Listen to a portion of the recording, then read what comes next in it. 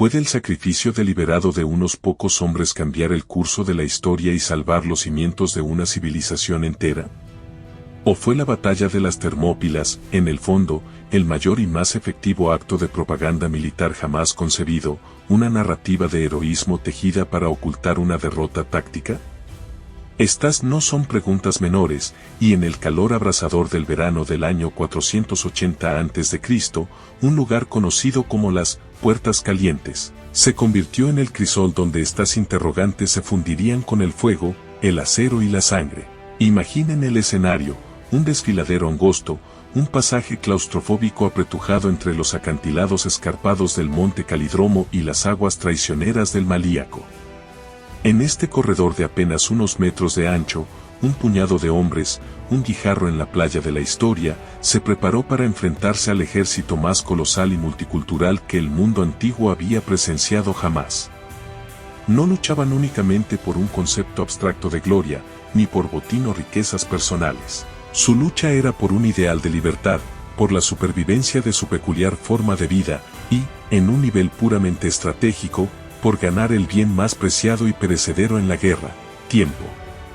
Forjaron en esos 3 días una leyenda que, 2500 años después, sigue resonando en nuestro imaginario colectivo. Pero hoy, nuestro objetivo es excavar más allá del bronce pulido de la leyenda. Vamos a separar meticulosamente el mito de la realidad verificable, la poesía épica del relato histórico. La narrativa popular, alimentada por fuentes antiguas como el historiador Heródoto y potenciada por la cultura moderna, nos ha legado la imagen de los 300 espartanos. Sin embargo, la verdad completa es notablemente más compleja, más rica en matices y, si cabe, aún más fascinante. Para desentrañarla, es imperativo que primero conozcamos a los dos gigantes, las dos fuerzas titánicas cuyo destino se decidiría en ese estrecho paso. Por un lado, emerge la silueta avasalladora del imperio aqueménida de Persia, un coloso de una escala casi inimaginable para las pequeñas poleis griegas. Este imperio se extendía como un vasto mosaico de culturas, desde el río Indo en la India hasta las arenas de Egipto, y desde las estepas de Asia Central hasta las costas del mar Egeo. Su líder, el autoproclamado Rey de Reyes, Jerjes I, hijo del derrotado Darío, no era solo un monarca, era la encarnación viviente de un poder divino y absoluto. Movilizó los recursos de 46 naciones para reunir lo que las fuentes antiguas, probablemente exagerando, describen como un ejército de más de 1 millón de hombres y una armada de más de 1000 naves. Su objetivo era doble: completar la venganza que su padre no pudo consumar tras la humillante derrota persa en Maratón una década antes, y, de paso, absorber el rebelde y fracturado mundo de la Hélade en su imperio universal. Era la personificación de la ibris, la desmesura, desafiando a los mismos dioses con puentes de barco sobre el Helesponto y un canal excavado en el monte Athos. Frente a este titán de poder centralizado y recursos infinitos, se alzaba un panorama radicalmente opuesto: el mundo de la antigua Grecia. No era una nación unificada, sino un vibrante y caótico mosaico de ciudades-estado independientes, las poleis, cada una ferozmente orgullosa de su autonomía, sus leyes y sus dioses patronos. La rivalidad entre ellas era el pan de cada día. En este escenario, dos potencias emergían con luz propia, aunque por caminos diametralmente opuestos. Por un lado, Atenas, el bullicioso centro de comercio, filosofía incipiente y experimentación política con una audaz forma de gobierno llamada democracia, y que basaba su poder en una formidable flota de trirremes. Por el otro, Esparta, la enigmática sociedad lacónica, un campamento militar masivo enclavado en el valle del Eurotas, dedicada con férrea disciplina a un solo propósito: producir, generación tras generación, a los hoplitas más formidables y profesionales del mundo conocido. Su vida, desde la cuna hasta la tumba, estaba supeditada al servicio al Estado. El contraste no podía ser más stark: el individualismo ateniense frente al colectivismo espartano. Sin embargo, ante la amenaza existencial que suponía la invasión persa, estas dos potencias antagónicas, junto con otras poleis como Corinto, Tegea y Mégara, se vieron forzadas a enterrar temporalmente sus rencillas y formar una alianza defensiva conocida como la Liga Helénica. Este fue un logro político tan frágil como extraordinario. Por primera vez, un significante número de ciudades-estado soberanas acordaron un mando militar unificado. Pero esta unidad era incompleta y llena de grietas. Muchas otras poleis, ya fuera por miedo, pragmatismo o antiguos rencores hacia Esparta o Atenas, optaron por la mediación, es decir, someterse y colaborar con el poder persa, o simplemente declarar una neutralidad que beneficiaba al invasor. Esta deserción dejó a la Liga Helénica en una posición de desventaja numérica abismal. Así, la gran incógnita estratégica que se cernía sobre los generales y políticos griegos no era si la maquinaria de guerra persa descargaría su peso sobre Grecia, sino dónde y, crucialmente, cómo podrían ellos, siendo tan inferiores en número, detener o, en el mejor de los casos, ralentizar el aparentemente incontenible avance del tsunami persa. Y fue en este contexto de urgencia, miedo y cálculo frío donde la estrategia griega comenzó a tomar una forma concreta. Necesitaban desesperadamente un terreno que actuara como un multiplicador de fuerza, un gran ecualizador que neutralizara la abrumadora superioridad numérica enemiga. Necesitaban un desfiladero, un cuello de botella topográfico donde las vastas hordas persas se vieran constreñidas y no pudieran desplegar su potencia total. Ese lugar, elegido tras un meticuloso análisis, era un paso estratégico en la costa este de Grecia central, tan estrecho en su punto más crucial que, según relataban los antiguos, apenas podía pasar un solo carro de lado. Un lugar cuyo nombre, las Termópilas, o Puertas Calientes, evocaba ya las aguas termales que allí brotaban, y que pronto evocaría el fuego del combate y la ardiente resistencia de unos hombres decididos a vender sus vidas a un precio altísimo. Pero, ¿quiénes eran exactamente estos hombres destinados a ser el tapón en la botella? ¿Qué los hacía tan especiales? Para entenderlo, en nuestro próximo segmento nos adentraremos en los misterios de la extraordinaria y brutal sociedad espartana y desglosaremos el plan maestro que idearon los griegos para contener, contra todo pronóstico, la mayor invasión de su era. Frente a la abrumadora maquinaria de guerra persa, la estrategia griega no podía basarse en una batalla campal en campo abierto. Allí, la superioridad numérica del enemigo sería decisiva.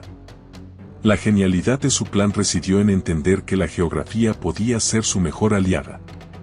Así nació la estrategia dual, un doble freno diseñado para detener, o al menos ralentizar críticamente, la invasión.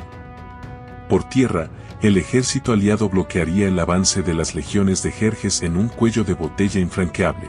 Por mar, la flota combinada de la Liga, dominada por los trirremes atenienses, haría lo propio con la armada persa en el estrecho de Artemisio, un paso marítimo que complementaba perfectamente al terrestre.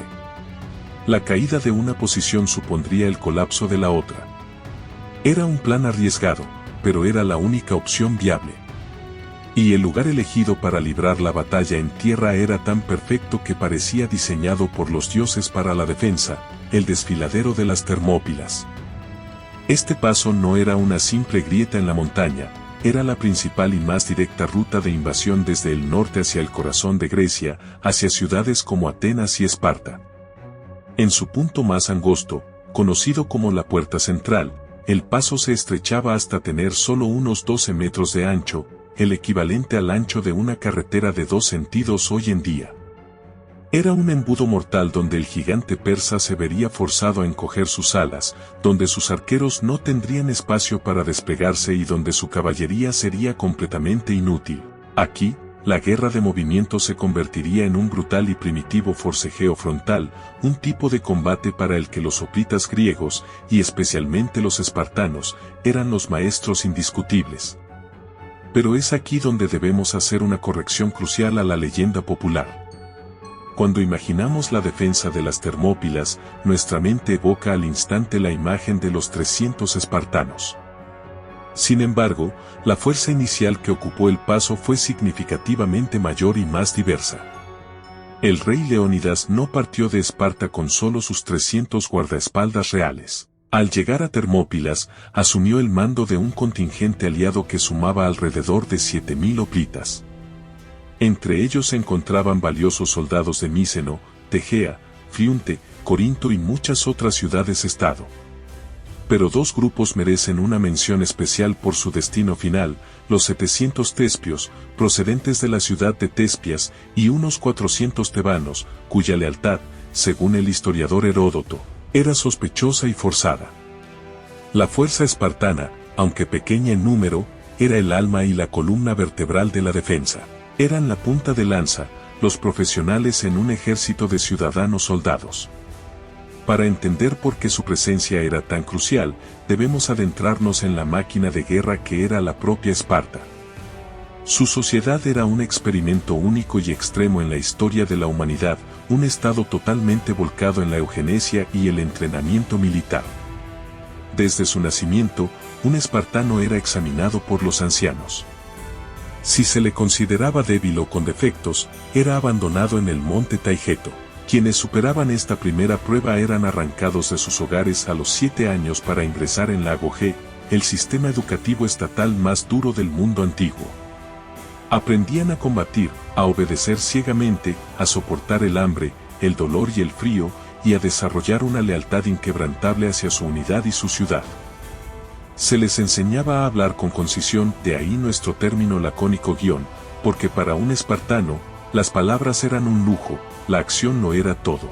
A los 20 años, se incorporaban al ejército y pasaban a formar parte de los homoioi, los iguales, ciudadanos soldados que vivían en barracones y dedicaban su vida exclusivamente a la guerra. La familia y la vida privada eran secundarias. Su existencia era austera, disciplinada y letalmente eficiente.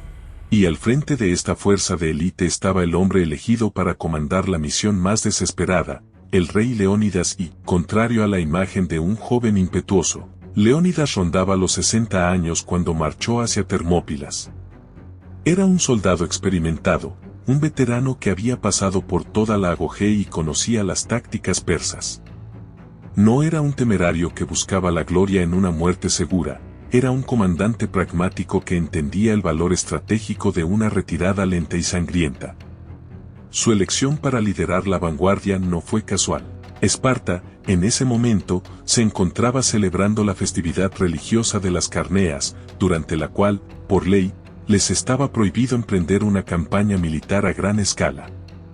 El envío de Leónidas con su guardia real de 300 hombres era, técnicamente, una expedición avanzada, un gesto para honrar su alianza con el resto de Grecia mientras respetaba sus propias leyes sagradas. Se rumorea que, consultando al oráculo de Delfos sobre el resultado de la guerra, los espartanos recibieron una aterradora profecía: o su ciudad sería arrasada por los bárbaros, o un rey de Esparta moriría. Leónidas marchó, pues, con la sombra del sacrificio sobre él, no como una condena, sino como un deber. Sabía que su misión no era vencer en el sentido convencional.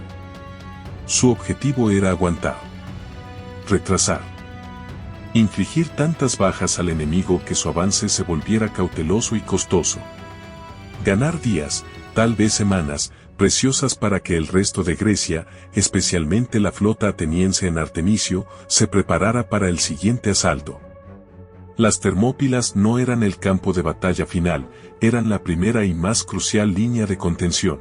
Y mientras la enorme sombra del ejército persa comenzaba a oscurecer el horizonte norte del desfiladero, estos 7000 griegos, con los espartanos de Leónidas en primera línea, se prepararon para convertir ese paso en una trampa de oro y acero. La leyenda estaba a punto de chocar con la realidad, y el mundo contuvo la respiración. El choque comenzó. Durante 2 días completos, la estrategia griega funcionó a la perfección. Jerjes, confiado, envió oleadas de sus tropas medianas, medas y sicios, esperando que el simple peso de sus números quebrantara la línea griega. Pero se estrellaron una y otra vez contra un muro de bronce y disciplina. La formación en falange era imbatible en ese espacio. Los hoplitas, con sus grandes escudos de bronce y largas lanzas, presentaban un frente impenetrable. Los persas, con escudos más ligeros y lanzas más cortas, no podían siquiera alcanzar a los griegos. La falange avanzaba, retrocedía y giraba como un solo organismo, empujando a los atacantes al mar o pisoteándolos en el polvo. La frustración de Jerjes fue tal que decidió desplegar a su guardia personal de élite, los 10.000 inmortales, la mejor infantería de su imperio. Pero ni siquiera ellos pudieron romper la defensa. El desfiladero se convirtió en una trampa mortal, y el ejército persa pagó un precio sangriento por cada centímetro de terreno. Todo cambió en la noche del segundo día. Un traidor local, Efialtes de Traquis, se presentó ante Jerjes y, buscando una recompensa, le reveló la existencia de un sendero de montaña secreto, el camino de Anopea. Esta ruta permitía flanquear la posición griega y llegar a su retaguardia. De inmediato, Jerjes envió a sus inmortales por ese camino. Cuando las noticias del movimiento envolvente llegaron a Leónidas, supo que el final había llegado. En un acto de liderazgo crucial, tomó una decisión pragmática y heroica. Ordenó a la mayor parte del ejército aliado retirarse para vivir y luchar otro día.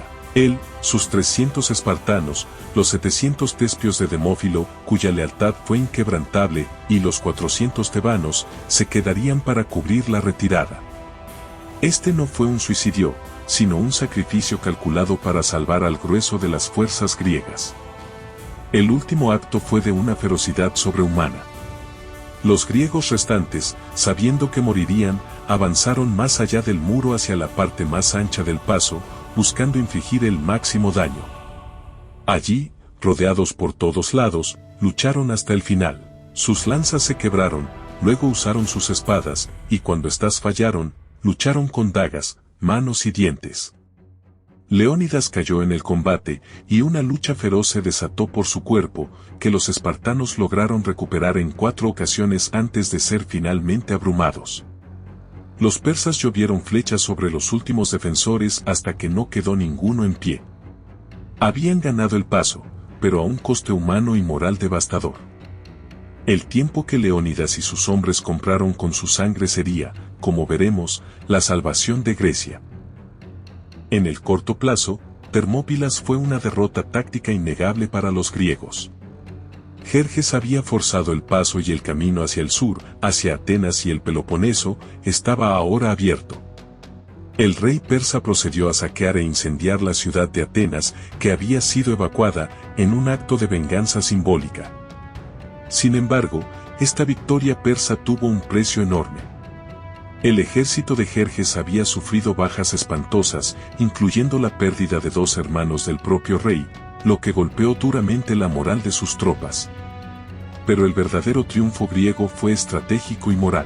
Los 3 días de resistencia habían dado un tiempo precioso e invaluable a la flota griega en Artemisio, que pudo retirarse en orden hacia Salamina.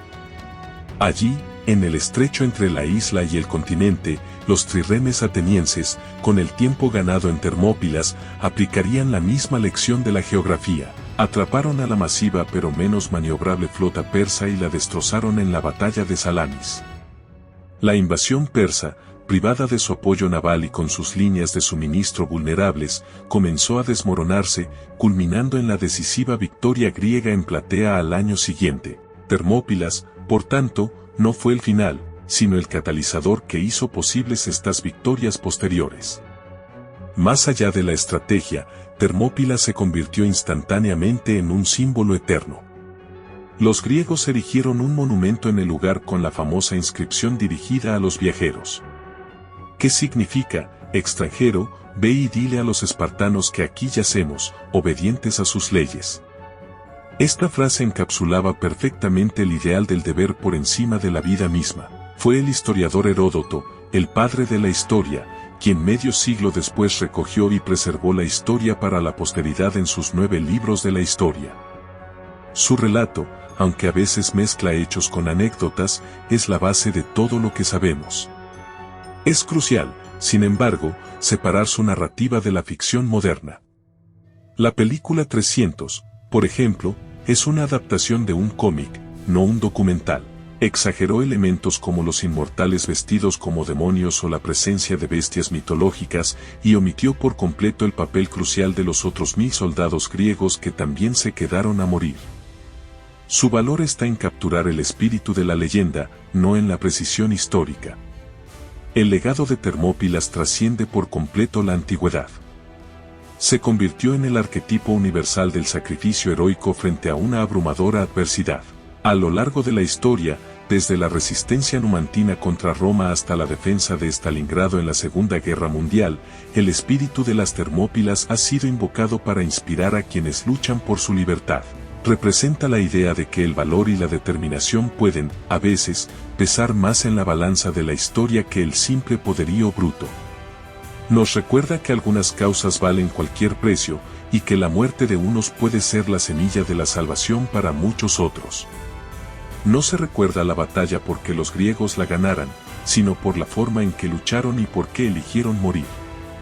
Esa elección resonó a través de los milenios, transformando una derrota militar en una de las mayores victorias morales de la historia humana.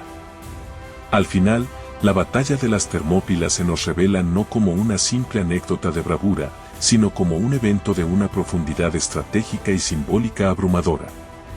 Fue, en efecto, una derrota táctica en el campo de batalla, pero una victoria estratégica de consecuencias incalculables. El sacrificio de Leónidas y sus hombres, que incluía no solo a los 300 espartanos sino también a los 700 tespios y a los demás que se quedaron, compró el tiempo más valioso que una civilización puede tener: tiempo para reorganizarse, tiempo para que la flota se posicionara, y tiempo para que el miedo inicial se transformara en una determinación férrea. Fue el sacrificio que encendió la llama de la resistencia y que directamente condujo a las victorias griegas en Salamina y Platea, salvando el naciente ideal de libertad occidental de ser absorbido por el despotismo imperial. Termópilas demostró que el espíritu humano, cuando se niega a doblegarse, puede ser la fuerza más poderosa en cualquier conflicto. Ahora, queremos conocer tu opinión. Después de adentrarnos en la historia, ¿qué piensas? ¿Crees que la decisión de Leónidas de quedarse y sacrificarse hasta el último hombre fue un acto de heroísmo puro y una jugada estratégica necesaria, o consideras que, desde un punto de vista práctico, fue un acto de fanatismo que pudo haber costado a Esparta a sus mejores guerreros de forma innecesaria? Déjanos tu respuesta en los comentarios, nos encantará leer tus reflexiones y generar un debate. Tu participación es muy valiosa para nosotros. Si este viaje a la antigua Grecia te ha gustado y no quieres perderte nuestro próximo documental, por favor, dale like a este video y suscríbete al canal activando la campanita. Tu apoyo es fundamental para que podamos seguir trayendo más contenido de calidad como este. En nuestro próximo episodio, nos adentraremos en las turbulentas aguas del estrecho de Salamina, donde la flota griega, contra todo pronóstico, logró una de las victorias navales más decisivas de la historia. No te lo pierdas. Muchas gracias por vernos hasta el final. Esto es Ecos del Historiador y nos vemos en la próxima historia.